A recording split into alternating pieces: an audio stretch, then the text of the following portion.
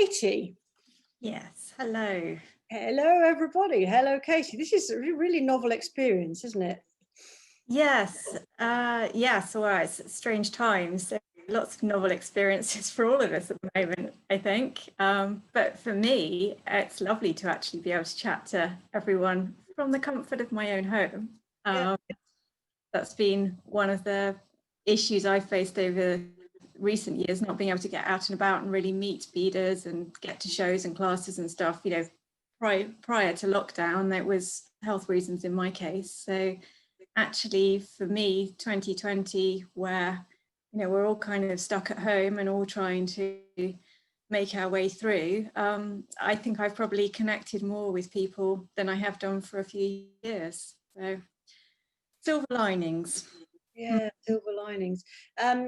Just to say to everybody, if you'd like to ask a question, please feel free in the chat part of the Zoom, if you know where to find that. It's over on the right, well, depending whether you're on an iPad or a computer. You should be able to find it somewhere on your screen, but you'd be able to type in a comment and ask Katie any question you like through that form. Hope that's okay for everybody.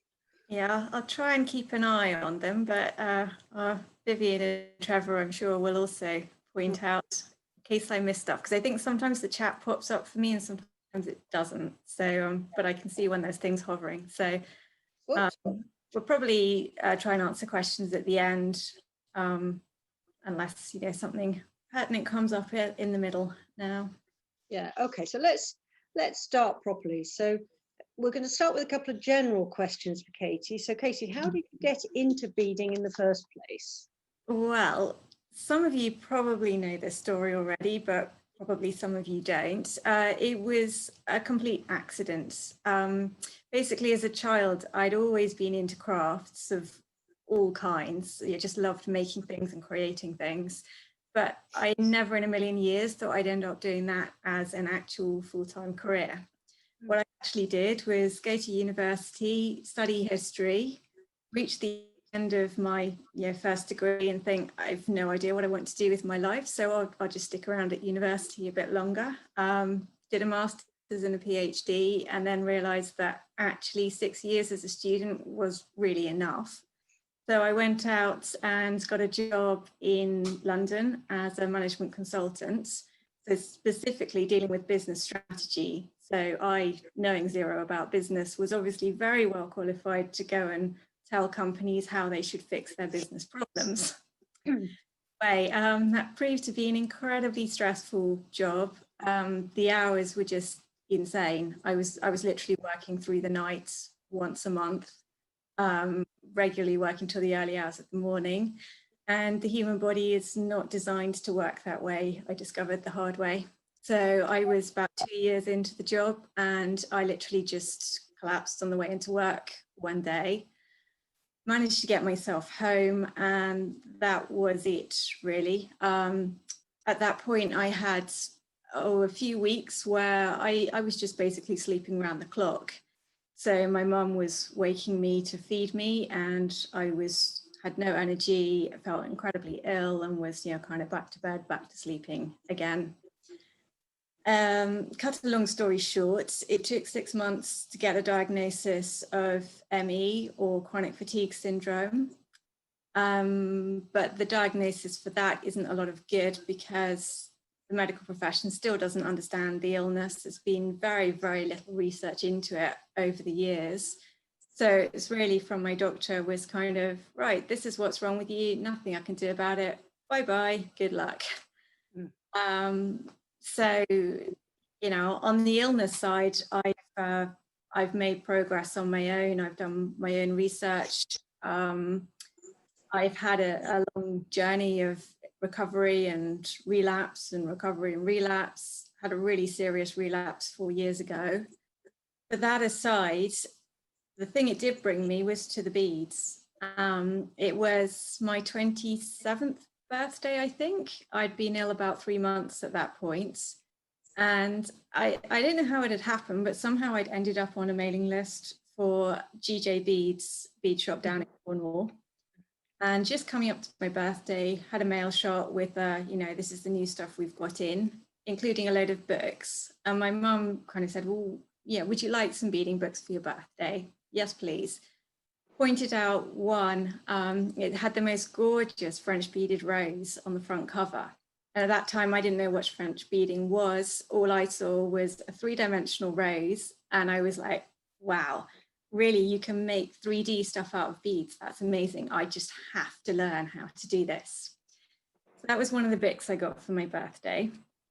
And I remember actually that actual birthday was really pretty miserable. I was really, really ill on that day. My parents had tried to make it special. My mum had cooked a very special meal, made a chocolate gâteau cake, and I was really too ill to eat any of it or enjoy it. I managed to open presents, but I wasn't in a position to be doing anything with them. So it was a few days later before I came onto this book and opened it. And in my craft stash, I had 1 or 2 seed beads, 1 or 2 reels of wire. Just grabbed those, and it took me an hour to make my first flower. It was a little thing that I'd run up in 5 minutes now. Not only that, that was it. That was me finished for the day, my energy done. But it was the first day I'd had in months where at the end of it, I had something to show. And that was just an amazing feeling, really. So yeah, the beading went on from there. So I taught myself more and more French beading. Then you know what it's like. Once you get into the beading world, you come to realize that there's all kinds of types of beading. So more books followed. Taught myself peyote stitch next. Don't remember which stitch came after that, but yeah, went through a lot of the bead weaving techniques. But in parallel with all of this, I started designing at the same time that I started learning. So I think I've ever really just made a pattern. Oh, that's interesting, isn't it? Because yeah, most people would follow more patterns for much longer before they started doing their own designing. yes. Is that just because you were so used to doing crafts, do you think? Possibly. I think it's probably an element of my personality in there. I don't like following rules. I don't like being told what to do. Can't help creating. And my mind is just all the time exploding with ideas. You know, I don't know where they come from, but I'll give you an example actually. So when I learned peyote stitch, bizarrely, I actually started learning tubular and circular first. And my other passion is ballet. So my first thought was, let's make a tutu. So I've actually got one here. How cute. Oh my goodness. So I learned tubular peyote to make a tutu bodice, and learned circular peyote and all the increasing to make a tutu skirt. And that's, yeah, it became the way I learned the beading was having ideas in my head and going, I want to make this. What technique do I need to do that? I guess. So in my initial designs were mostly the French beading. It was the French beading that really took off. And I was learning the techniques for that and just making flower after flower after flower.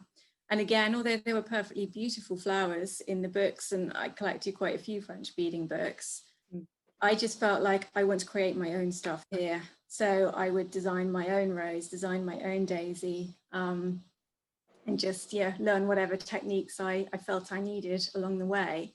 How soon did you start offering those to magazines and that kind of thing? With that came about completely by accident again. I think before I ever got into magazines, I actually started making the flowers and thinking I would sell flowers.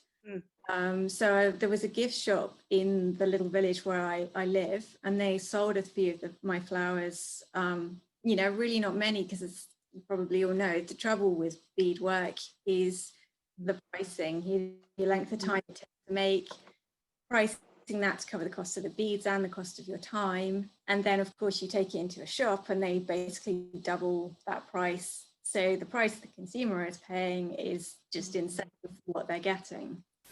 Anyway, then someone said, I don't know how it came about, but I made wedding bouquets. And And I did actually sell those, and that pricing wise kind of worked better because I think everyone expects to pay a lot for whatever to do with weddings. So actually in my earliest days, I sold wedding bouquets to brides in the States, in the UK, quite a few when I think about it. And it was a really customized service, all done via the internet. So they would email me, you know, their color scheme, flowers that they liked. I would email back a few kind of design ideas. They'd pick one, and then I'd start making it, and I'd constantly be emailing photos as we were going along. So they'd watch their bouquet taking shape. And that meant, you know, if at any point they were going, actually, this isn't turning out the way I envisaged, I could alter it, and, you know, it was all fine. So that worked rather nicely. I think it was probably about 2004-05, I discovered the Beadworkers Guild here in the UK and thought, well, if I'm beading now, and at that point it was still very much just a hobby, it was just something to keep me sane, my energy was still really low, I was still off work, but I thought it would be nice to have something to do with other people with the same interest. Beadworkers Guild often run competitions, and I entered a couple of those, won or made the finals in both of them, I think. And it was after that, it was Heather Kingsley Heath, who I'm sure other people know. She was editor of the magazine at that point. And when she saw my work, she actually contacted me and said, how would I fancy, you know, creating a design and writing it up to go in the journal? So that was, I think, 2006 was the first time I had anything published in a magazine, and it was an autumn necklace, still on my website today. But that then opened up a whole new channel of possibilities. So that's kind of how the publishing started. Because Heather Kingsley Heath was an author for us then as well. Yeah. And I think that's how we got. That's how we met. Yes. We met. Yeah. Yeah. Yeah. That's. I was trying to work out how many years ago that was. Now. So a while back. Well, we were just saying before everybody joined us that Katie has actually written 7 books for us. Yeah. And we both were surprised because we hadn't actually added them up. It sounds ridiculous. I had in my head there was probably 5 or 6, and then when I counted and found there was 7, I was quite surprised. So amazingly busy you've been, considering. Yes. Yeah, well, it's been amazingly life-saving. I mean, for me, it's actually really hard to separate out illness, designing, and beading. They've all 3 come together and all 3 grown together. And I mean, to finish the story I started, the strategy consultancy I was working for were, fair dues to them, really supportive of me. My contract actually came with an insurance policy, so I had income coming in even though I wasn't working. I was 5 years on sick leave completely, then 5 years where they tried to put me on a gradual return to work program. So I didn't go back to the consulting. I was in their marketing department, kind of doing research, and literally only working about 3 hours a week. So I had quite a long journey into the office. They were really flexible, and we tried all sorts of different ways of flexing it. You know, did I just do a morning or do an afternoon, do 2 1-hour sessions? Then they started bringing in some time working from home. But we just kept going through this thing where I'd kind of boom and bust. So I would build up my hours a little bit, and then it would all get too much and I'd crash again and have a few weeks or even a few more weeks off and start the whole process again. So after 5 years, it was quite clear to everyone that I was not going to be healing and getting back to full-time work. So we made a mutual arrangement for me to leave, because during that 10-year period, my beading had sort of started taking off as well. And I was, well, A, thinking I'd love to do the beading full time. Yeah, that's a dream. It seemed an impossible dream. But B, also, just starting to make inroads where, who knows. And yeah, so it was that was such a huge decision to take, and a massive. I remember that. I remember, Yes. you know, Yeah, it was conversations with you at such a stressful time. And I mean, yes. oddly now, of course, with COVID, so many people are struggling with similar kinds of situations and not knowing how long it's going to be before they feel well again, if at all. So let's have a lot of you know, a lot of sympathy for those people. And absolutely. I know there's now research programs going on that are connecting what they're calling long COVID with ME. It seems to be a pretty similar thing, and I'm kind of hopeful that if now there's interest in researching long COVID, some of what they find for that will prove to be helpful for the ME community going forward. Who knows? I mean, at least it means they can't pretend it doesn't exist. No, hopefully. But you know, all I know is the beading for me has been a gift, because I've been able to shape it to fit around the illness, if you like. Yes. And also just the therapeutic effects. I mean, I know whenever I speak to people in the beading community, I know there's so many of you out there with different health conditions and stresses in life and everything, and we all know how therapeutic the beading can be. So I really think that's also helped me as well, and I just feel incredibly lucky that you know, I found this path, really. Yeah. Well, let's move on to our next question, shall we? So this is a question that you say people ask you a lot, and it's where do you get your ideas from? Yeah. Yes. I shouldn't have asked you to ask me this, because I still don't know the answer. But what I probably can. Voodoo, then, is it voodoo? It's something like that. Yes. I don't know. It's just really, I guess there's two ways in which I get ideas. Sometimes things just literally pop into my head. For example, I walked into my beading room the other day and I saw a bracelet with a butterfly on it, and then suddenly that turned into an idea for a box. Don't ask me how it happens. I haven't made the box yet. That'll be a project for 2021. But, you know, my brain just makes weird and wonderful connections sometimes. It can be, you're from the supermarket shelves, seeing a cake and thinking, oh, I should make that out of beads, obviously. That's kind of one thing that happens, and that's the bit I really can't explain. But the other big avenue is actually working on projects. And I'm sure a lot of you probably will recognize this as well. So you're stitching one thing, and you're maybe partway through the project, it starts looking like something completely different than the finished result. So that sparks the idea. Or you're carrying out a stitch and you're thinking, well, actually, what if I did it in that way? So then you've got another idea to follow through. So that happens an awful lot. I will make one project and then I've got another 5 ideas to follow through afterwards, some of which will turn into projects and some of which won't, either because they don't work out the way I thought they would, or I just don't have time to try them out properly, you know. But so somehow the creative process itself is like a trigger, isn't it, for more creativity? Yes. Once you're in that, on that sort of conveyor belt, it sparks other things. It's the what if question all the time. Yeah. Yeah. And we're so glad that you do, really, because we're so pleased with the books you've made for us. So if somebody was a new beader, how would you suggest they started with the sorts of techniques and the sorts of projects that they might start with? I mean, you jumped right in at the deep end, didn't you, with your French beading? Well, yes and no. I mean, I still feel like actually French beading is a really, really accessible technique for a beginner.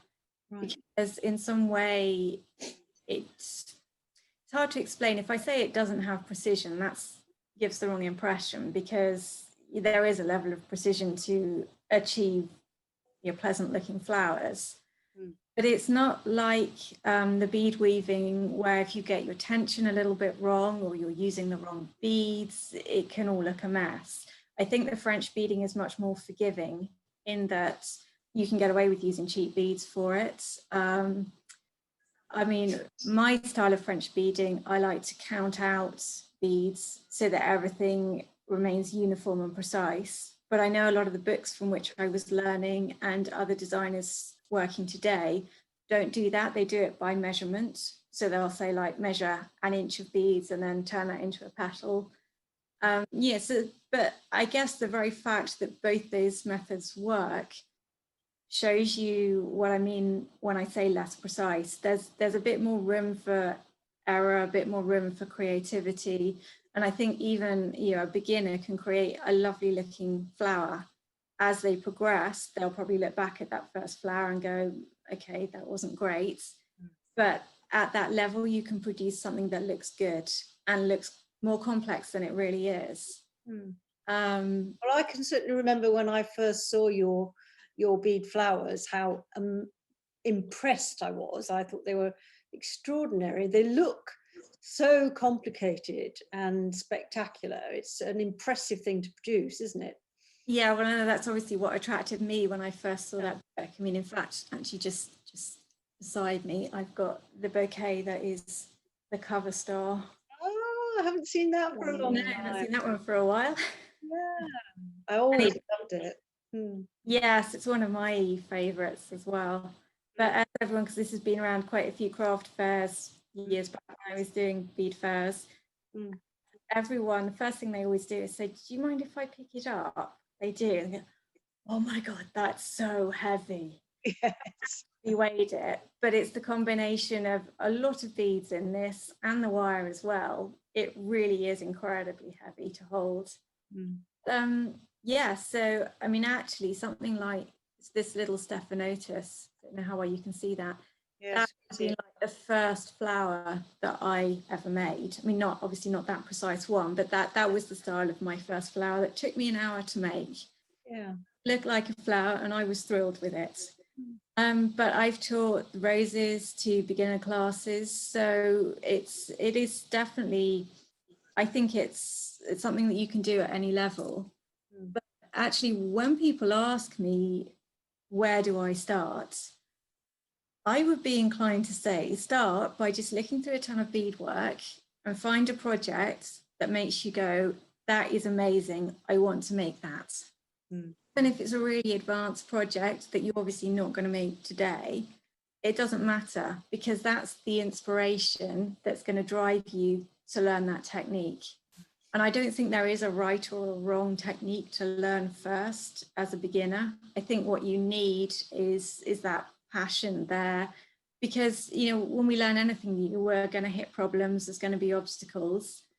So if you've got something driving you to overcome those, then I think you will get there. And it's hard because every technique has different challenges about it. Some people find peyote stitch really, really challenging. Others think it's the simplest thing ever. Other people, a lot of people find like right angle weave, you know, absolute bane of their lives. But then I've met other beaders who are like, oh no, right angle weave, that's so simple. I don't understand how you can't get that. So when you're coming from a base of nothing, I can't tell you what technique you're going to take to you naturally. So that's why I sort of think, you know, do what you're attracted to and try that. And just remember, if one doesn't work, try something else. You know, the beading world is vast, so there's going to be something out there you can enjoy. So do you ever find that you've gone down one of these paths and you just can't make it work and you have to abandon it, or does it always manage to get somewhere? I usually manage to get somewhere, but actually I have just recently finished probably one of my most challenging projects to design, and that is the camels for my nativity set. They've been all over Facebook, they're on my website. I've got one sitting over there, but I can't quite reach it. But I don't know, there was just something about those, literally, because it's kind of made in components. You've got the head, you've got the body, you've got the legs. And actually every single one of those components I've made 2 or 3 versions of, because each time it would be like, oh no, that's not quite right. So then, you know, I made the head about 3 times, thought, okay, I think I might have something that works now. Let's move on to the body. Made that a couple of times. The second time, I remember I actually had to abandon the beads and I just went out for a walk. And that was when my brain kind of clicked into gear and went, actually, this is how you need to do it. Came back, ripped out all I'd done, made it, right, happy with the body, put it on the head. Oh, now I'm not too sure about the head, but let's leave it. Let's just go with it. Move on to the legs. And 2 or 3 times, put them all together, and it's like, no, that head is really bugging me. I'm going to have to take it apart and do it again. So that doesn't often happen, I'm happy to say. Well, I mean, how often do you try to create something as complicated as a camel in beads? Well, yeah. Funnily enough, someone asked me to do that about 4 years ago, and I glibly said, yes, I'll do that one day. And then I made the nativity 2 years ago, and everyone said, can you do the camels? And I was like, yes, I will. But I know why I kept saying, yes, I will one day, because I just can see it in my head. And usually when I design, I've pretty much beaded it in my head, and 90% of the time it does actually work out the way I think it's going to, so it's okay. I actually find the projects where it doesn't are usually ones using shaped seed beads. I find them really hard to design with because the thread paths don't work the way you think they will, or the beads end up joining together. You know, you can lay them out in a particular pattern, but then when you're putting thread through them, it just shifts the angle slightly so they don't lay the way you want them to. So with those kinds of projects, I actually can't design in my head. I've got to take beads out on the mat, and then you are getting into the realm of doing it, frogging it, doing it, frogging it, and sometimes you can spend 2, 3, 4 hours and you've got absolutely nothing to show for it at the end of the day, except a lot of things that you know don't work. Wow. So, well, that's well, I wonder if we could open to the floor now and see if anybody has a question that they'd like to ask you. Please feel free to type in a question or raise your hand if you know how to do that, and we'll unmute you.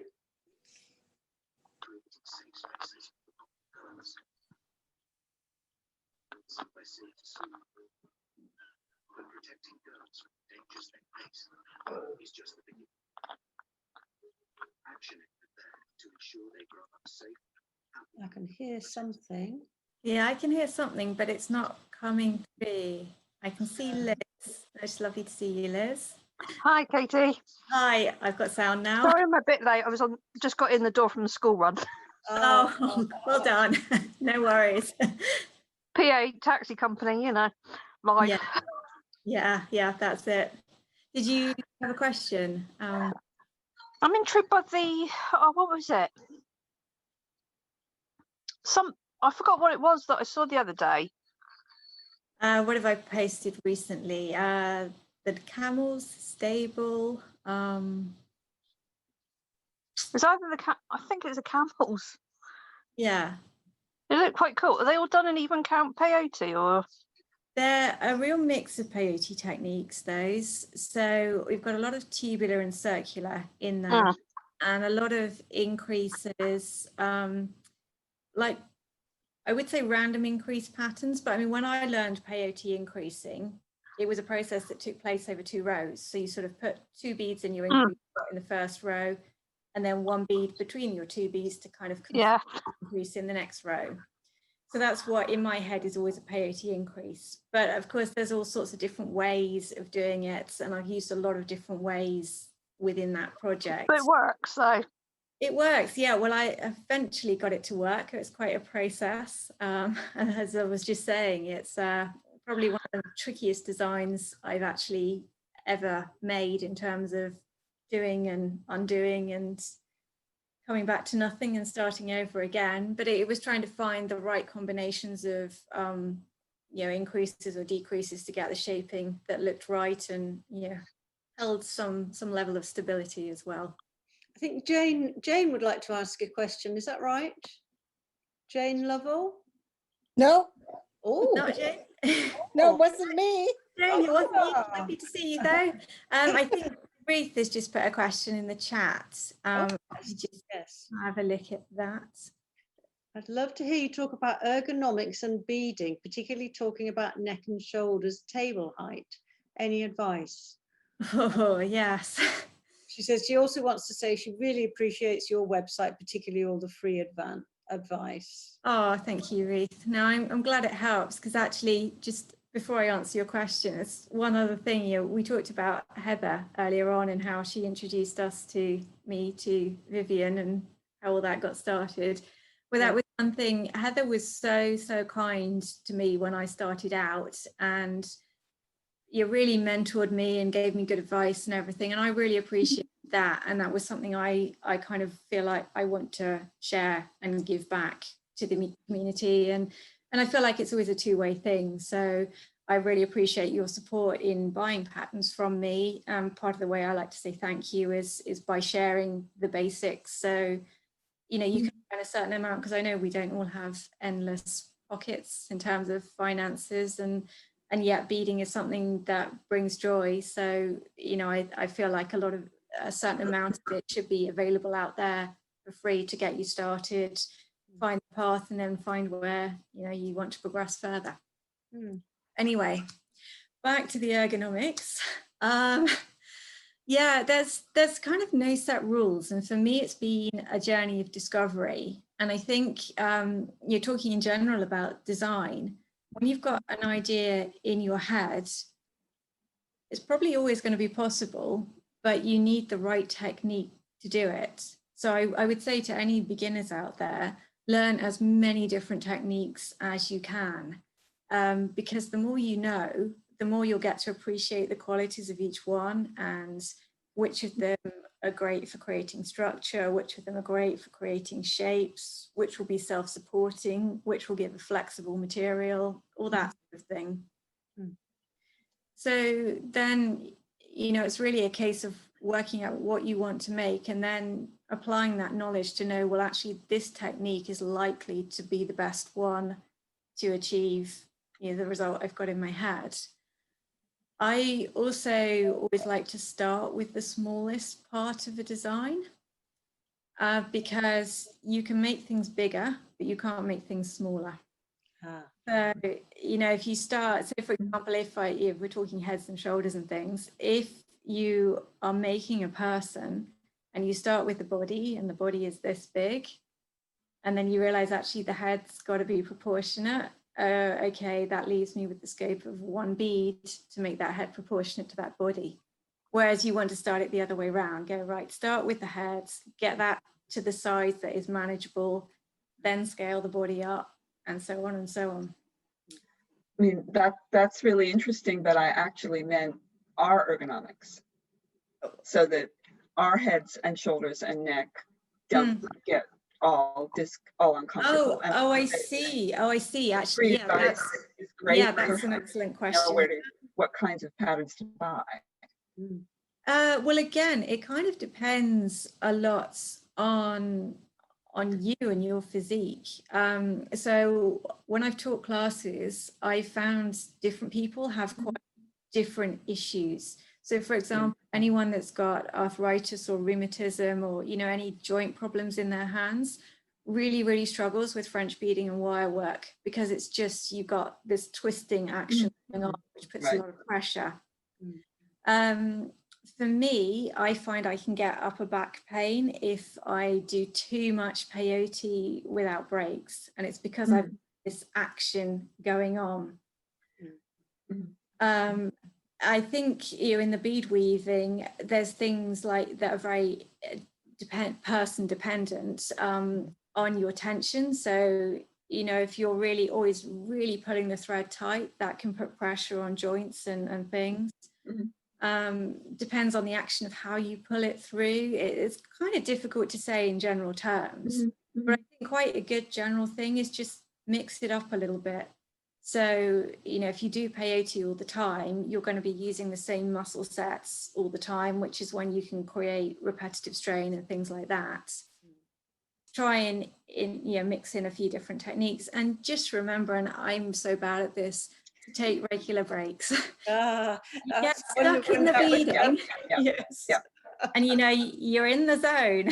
Yeah. Like, oh, was that 4 hours? How did that happen? And that is, of course, when the body really stiffens up. Yeah. But it's quite a personal thing. I think it's just experimenting to find out what works on your body and what doesn't.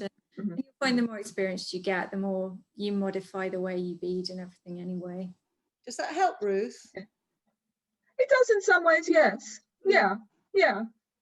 Sometimes there are rules about how the table should be in relationship to your shoulders or something for some other crafts. Okay. That are helpful.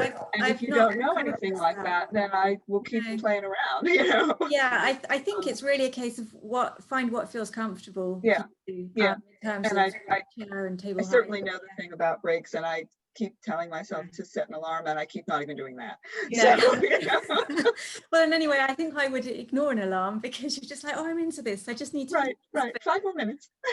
Yeah, Thank exactly. you. That's it. And it's the same of making yourself drink, isn't it? Yes. Yeah. Yes. Same thing. So shall we go on to Leslie's question? Is that okay? Thank you. Yeah. So Leslie says, where do you see your beading going in the future? More boxes, flowers, or something completely different? Well, who knows? I've never planned any of this journey at all. At the moment, it's more boxes because that's what's in my head. Yeah. But I think I'm also very intrigued by things that move. I mean, you've already seen in some of the projects I've been doing over this year and the last year, maybe, not just a simple box with a lid, but boxes that do things, that have movable parts. Yeah, I've done a few boxes with drawers in the past. And I don't know if any of you saw right at the start of the year, my box of chocolates have actually yes. as well. I won't open it all up, but that, yeah, so the lid opens, you've got actual chocolates inside that you can take out. So yeah, and the other one I had so much fun doing this year was the little red chair from the Graham Norton show. Oh, that was with the leaf that slipped back.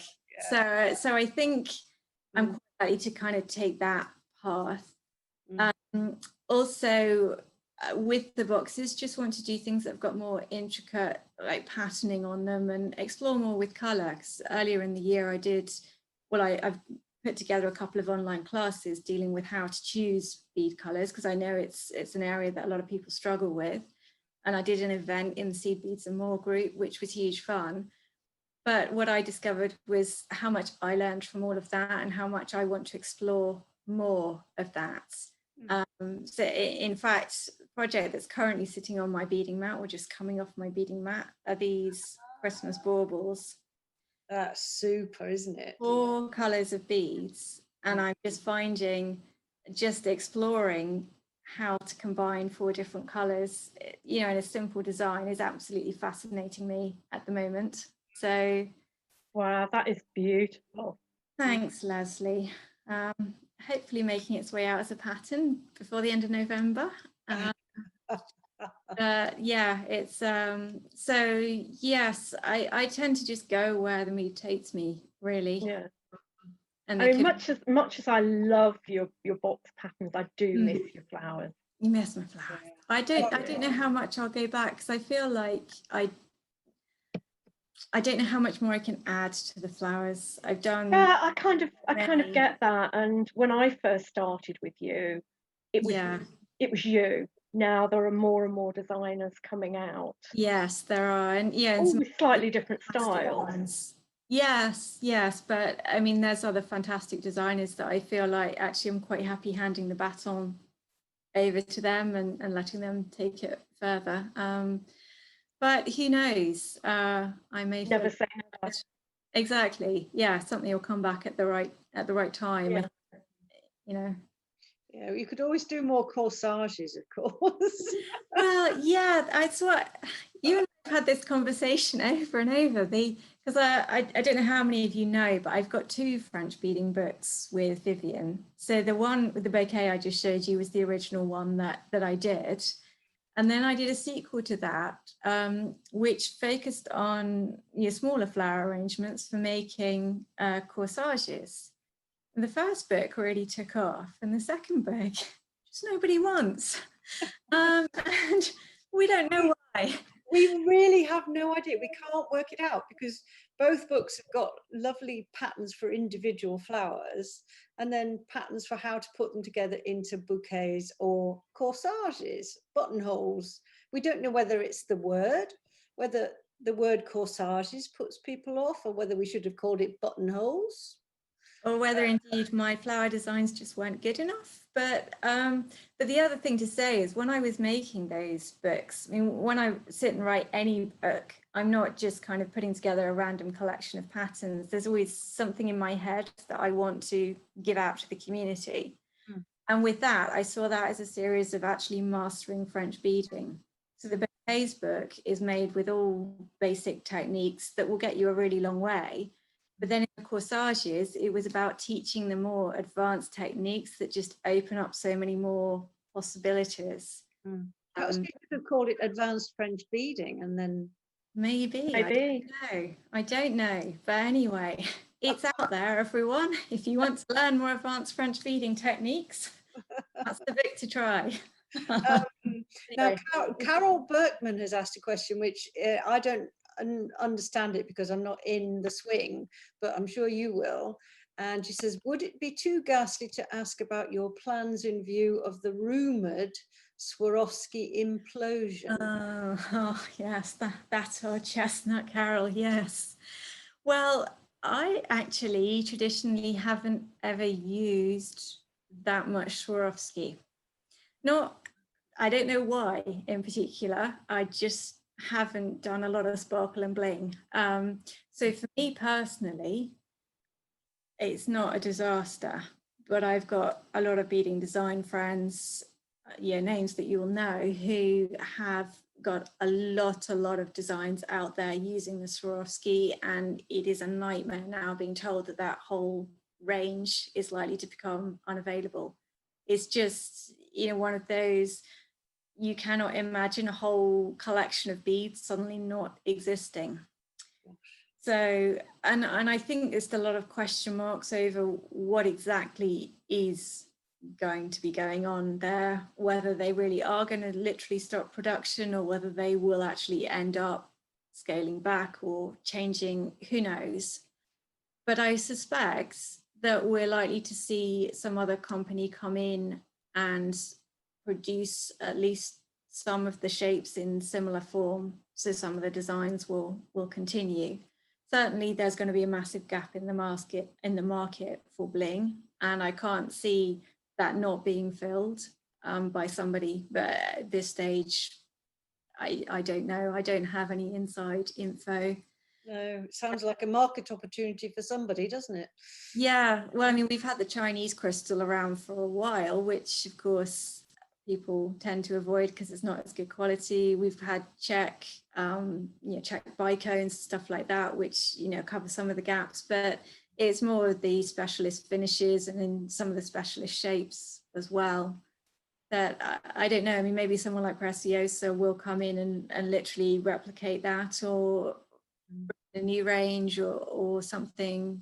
I don't know, but I know I'm pretty confident in believing there's going to be something of a panic to buy up whatever stock any of the beading shops have left at the moment. And yes, of course, yes. That lasts. Yes. So Jane Lovell is asking now, living in Canada, sometimes beads are hard to get. Do you consider accessibility to beads when you design? Yes, I do. But it's this thing within the beading market of there's pressures from everywhere. And I used to see this a lot when I was editing Bead and Jewelry magazine. So you've got, obviously the traditional seed beads, which everyone can get hold of very easily, probably have in their stash. So they're the obvious candidate to design with. But then you've got all these companies who are trying to expand and produce new shapes And so then you've got pressure as a designer. I mean, you get approached by the companies going, you know, we'll send you some free beads if you'll create a design with that. And it's kind of swings and roundabouts, really, because when it's a new bead coming on the market, you don't know how well it's going to take off. I mean, so super duos are now as popular as the basic seed beads. So any designs with those, everyone's going to be able to get hold of the beads. They're going to work, it'll be accessible. But all these individual new shapes coming in, it's high risk as a designer, because I don't want to design with a bead that nobody can get hold of, because everyone will look at the pattern and go, oh, that's a beautiful project, but I'm not interested in buying it because I can't get the beads to make it, which I completely get. So there is definitely an element when I'm thinking about something to be thinking about how easy it will be to get the beads. Then the obvious question mark to that with me is the size 10 delicas, because I know they're not as widely, I know they're not as widely available as the 11s. And I've tried to make quite a lot of my boxes so you can do them either or. But there's some where it's just too good an opportunity to resist when that particular size dovetails so well with something else, and then you're going, well, actually that design isn't going to work too well with the 11s. Right, that's the one I have difficulty finding, is the number 10s. Yeah. And I usually end up having to order from the States, which is not bad because I live in a border town, but unfortunately the border is closed due to COVID. So it's trying to find a mail order source that will allow us to, to get those number 10 delicas. They're not always easy to find here in Canada. We have some great dealers for number 11s, but 10s are sometimes hard to find. It's interesting though, because when I first started using the 10s here in the UK, there were only about 2 shops that actually stocked them. And I used to get them direct from the wholesaler. But now I can list probably a dozen shops or more that now stock them. I think because I've produced so many patterns using them, and they've coming in going, have you got 10s? Have you got 10 delicas? More and more shops are starting to do that. So it can work that way around as well. I don't know the bead shops in Canada to know, but all I can say is maybe start hassling some of those 11 delicacies. We do. Yeah, give me the 10s, give me the 10s.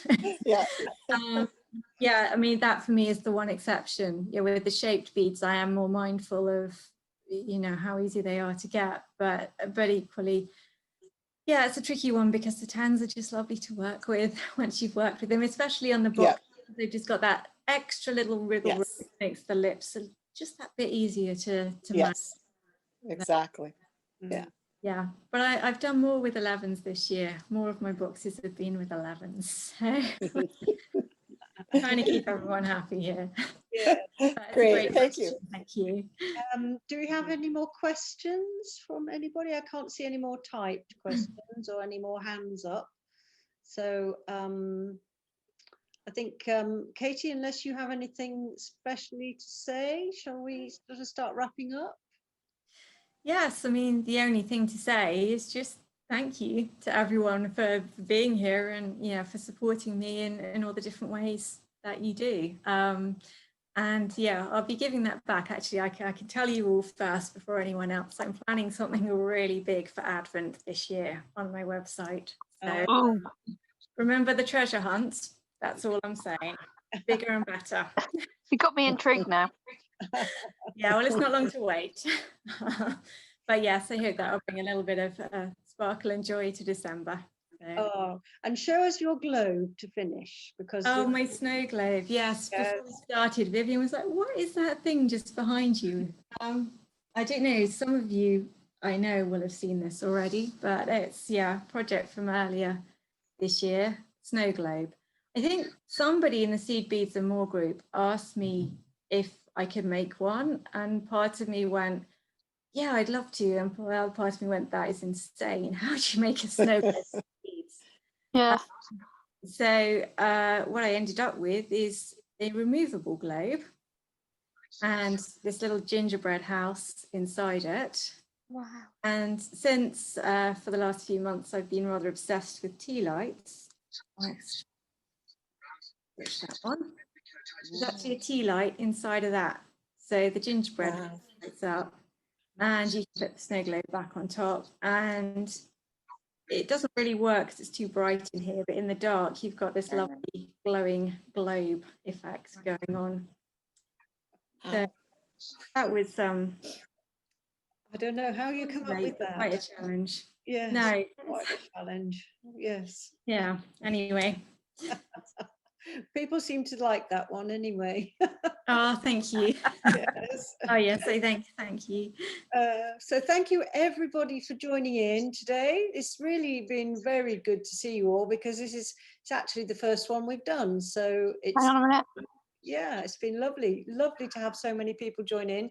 And don't forget, there is a special discount offer for you that came through when you first subscribed. So there's a discount offer on the Vive Books website of 10% if you would be interested in, if there are any of Katie's books that you haven't yet got. Okay. There's lots of other nice beading books on there as well. I would just say there's more of a collection of beading books than I realised when I was looking at the other day. So there you are. Joy. Yeah. Good. So thanks again to everybody. And well, almost, is it too early to wish you a good Christmas? No, it's fine. No. After the year we've had with COVID, Well, why not?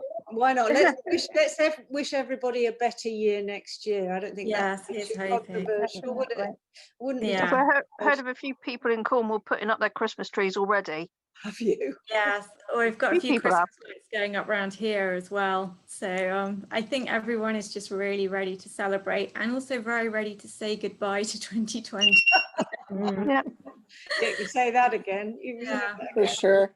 Yeah. Here's hoping for a better year next year. But yeah, thank you so much everyone for the lovely comments. I'm just reading those down the side of my page here. And yes, everyone, as everyone's saying, it's lovely for me as well to put some faces to the names that I chat to on Facebook and email and everything. So thank you.